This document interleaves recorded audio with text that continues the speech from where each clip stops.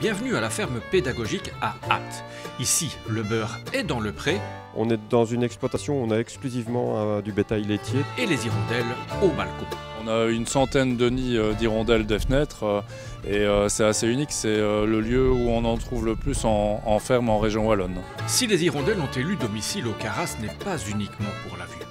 Ah, pourquoi est-ce qu'elles sont là? Parce qu'ici tout près il y a un élevage, mais aussi parce qu'on a une corniche qui est bien fermée où elles sont en sécurité, puisque l'hirondelle de fenêtre va former son nid avec une petite ouverture vers le haut, contrairement à l'hirondelle rustique qui a un nid dégagé. C'est les deux types d'hirondelles qu'on trouve le plus fréquemment en ferme. Les hirondelles, on le sait, sont d'excellents indicateurs météo, mais elles ne se contentent pas de faire la pluie ou le beau temps. À leur manière, elles participent aux travaux de la ferme. Il y a deux catégories d'oiseaux pour nous. Il y a les nuisibles. On va parler des corbeaux, des choucas, comme on les appelle communément, qui nous font des dégâts dans les cultures, comme le maïs cette année. Et alors il y a les oiseaux utiles.